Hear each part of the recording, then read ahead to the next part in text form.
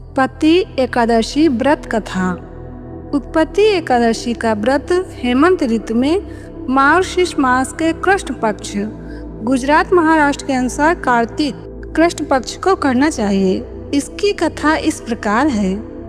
युधिष्ठिर ने भगवान श्री कृष्ण जी से पूछा, भगवान पूर्णमयी एकादशी तिथि कैसे उत्पन्न हुई, इस संसार में वह क्यों पवित्र मानी गई तथा देवताओं को कैसे प्रिय हुई।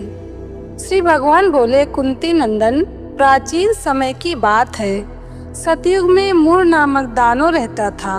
वो बड़ा ही अद्भुत, अत्यंत रौद्र तथा संपूर्ण देवताओं के लिए भयंकर था। उस काल रूपधारी दुरात्मा महासुर ने इंद्र को भी जीत लिया था। संपूर्ण देवता उससे परास्त होकर स्वर्ग से निकाले जा चुके थे और शंकित तथा भयभीत होकर पृथ्वी पर विचरा करते थे। एक दिन सब देवता महादेव जी के पास गए। वहां इंद्र ने भगवान शिव जी के आगे सारा हाल कह सुनाया। इंद्र बोले, महेश्वर, ये देवता स्वर्ग लोक से निकाले जाने के बाद पृथ्वी पर विचर रहे हैं। मनुष्यों के बीच रहना इन्हें शोभा नहीं देता। देव कोई उपाय बताइए, देवता किसका सहारा लें। महादेव जी ने कहा, देवराज, जहाँ सबको शरण देने वाले, सबकी रक्षा में तत्पर रहने वाले जगत के स्वामी भगवान गरुड़ ध्वज विराजमान हैं, वहाँ जाओ, वे तुम लोगों की रक्षा करेंगे। भगवान श्री कृष्ण कहते हैं, युधिष्ठिर, महादेव जी की यह बात सुनकर परम बुद्धिमान देवराज इंद्र संपूर्ण देवताओं के साथ क्षीर सागर में गए, जहाँ भगवान गदाधर सो रहे थे। इंद्र ने हाथ जोड़कर उनकी स्तुति की। इंद्र बोले, देव देवेश्वर, आपको नमस्कार है। देव, आप ही पति, आप ही मति, आप ही कर्ता और आप ही कारण हैं। आप ही सब लोगों की माता और आप ही सब जगत के पिता हैं। देवता और दानव दोनों ही आपकी वंदना करते हैं। पुंडरीकाक्ष, आप दैत्यों के शत्रु हैं। मधुसूदन, हम लोगों की रक्षा कीजिए।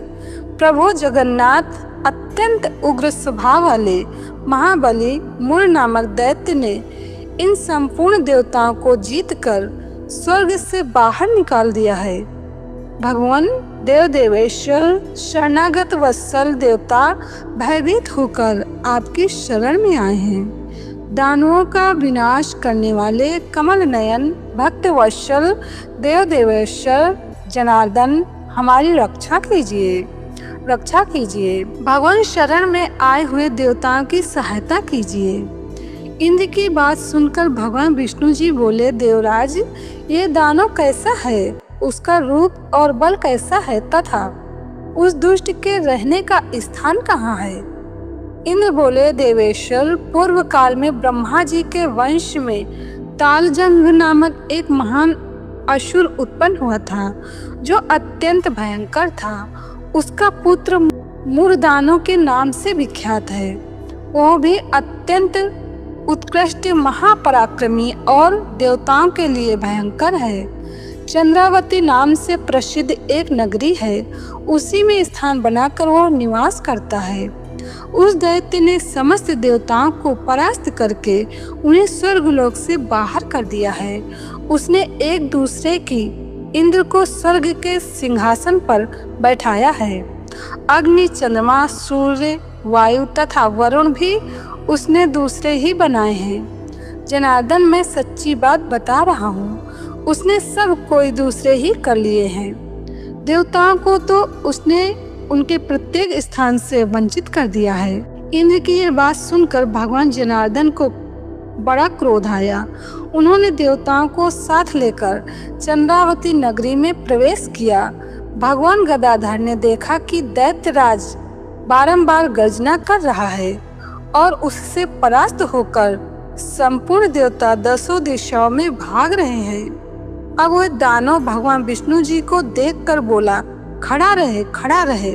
उसकी यह ललकार सुनकर भगवान के नेत्र क्रोध से लाल हो गए। वे बोले, अरे दुराचारी दानव, मेरी इन भुजाओं को देख। यह कहकर श्री विष्णु जी ने अपने दिव्य बाणों से सामने आए हुए दुष्ट दानवों को मारना आरंभ किया। दानव भय से विह्वल हो उठे। पांडुनंदन तत्पश्चात श्री विष्णु जी ने दैत्य सेना पर चक्र का प्रहार किया। उससे छिन्न भिन्न होकर सैकड़ों योद्धा मौत के मुख में चले गए। इसके बाद भगवान मधुसूदन बद्रिका आश्रम को चले गए। वहां सिंहावती नाम की गुफा थी जो 12 योजन लंबी थी। पांडुनंदन उस गुफा में एक ही दरवाजा था। भगवान विष्णु जी उसी में सो गए। वो दानव मूर भगवान को मार डालने के उद्योग में उनके पीछे पीछे तो लगा ही था, अतः उसने भी उसी गुफा में प्रवेश किया। वहां भगवान को सोते देख उसे बड़ा हर्ष हुआ। उसने सोचा यह दानवों को भय देने वाला देवता है, अतः निसंदेह इसे मार डालूंगा। युधिष्ठिर दानव के इस प्रकार विचार करते ही भगवान विष्णु जी के शरीर से एक कन्या प्रकट हुई जो बड़ी ही रूपवती, सौभाग्यशाली तथा दिव्य अस्त्र शस्त्रों से सुसज्जित थी। वो भगवान के तेज के अंश से उत्पन्न हुई थी। उसका बल और पराक्रम महान था। युधिष्ठिर दानवराज मूर ने उस कन्या को देखा। कन्या ने युद्ध का विचार करके दानों के साथ युद्ध के लिए याचना की। युद्ध छिड़ गया। कन्या सब प्रकार की युद्ध कला में निपुण थी। वो मूर नामक महान असुर उसके हुंकार मात्र से राख का ढेर हो गया। दानों के मारे जाने पर भगवान जाग उठे। उन्होंने दानों को धरती पर इस प्रकार निष्प्राण पड़ा देखकर कन्या से पूछा, मेरा यह शत्रु अत्यंत उग्र और भयंकर था, किसने इसका वध किया है? कन्या बोली, स्वामिन, आपके ही प्रसाद से मैंने इस महादैत्य का वध किया है। श्री भगवान ने कहा, कल्याणी, तुम्हारे इस कर्म से तीनों लोकों के मुनि और देवता आनंदित हुए हैं, अतः तुम्हारे मन में जैसी इच्छा हो उसके अनुसार मुझसे कोई वर मांग लो। देव दुर्लभ होने पर भी वह वर मैं तुम्हें दूंगा, इसमें तनिक भी संदेह नहीं है। वो कन्या साक्षात एकादशी ही थी। उसने कहा, प्रभु, यदि आप प्रसन्न हैं तो मैं आपकी कृपा से सब तीर्थों में प्रधान, समस्त विघ्नों का नाश करने वाली तथा सब प्रकार की सिद्धि देने वाली देवी हूँ। जनार्दन, जो लोग आप में भक्ति रखते हुए मेरे दिन को उपवास करेंगे उन्हें सब प्रकार की सिद्धि प्राप्त हो। माधव, जो लोग उपवास, नक्त भोजन अथवा एक भुक्त करके मेरे व्रत का पालन करें उन्हें आप धन, धर्म और मोक्ष प्रदान कीजिए। श्री विष्णु जी बोले, कल्याणी, तुम जो कुछ कहती हो वो सब पूर्ण होगा। भगवान श्री कृष्ण कहते हैं, युधिष्ठिर, ऐसा वर पाकर महाव्रता एकादशी बहुत प्रसन्न हुई।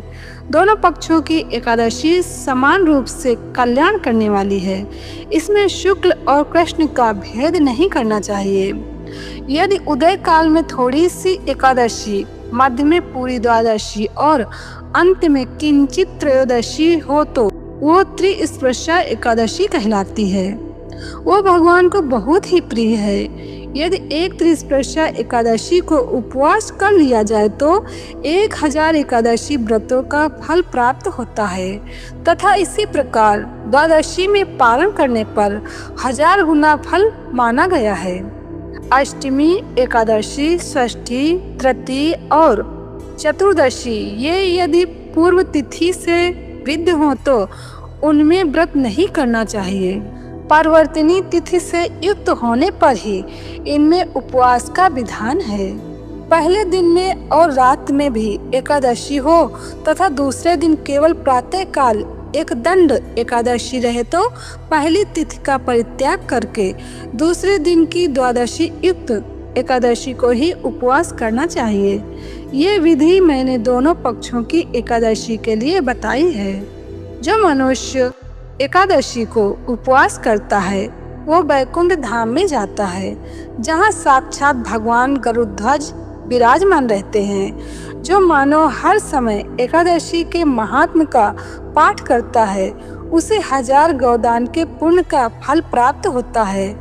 जो दिन या रात में भक्तिपूर्वक इस महात्म्य का श्रवण करते हैं वे निस्संदेह ब्रह्म हत्या आदि पापों से मुक्त हो जाते हैं। एकादशी के समान पापनाशक व्रत दूसरा कोई नहीं है।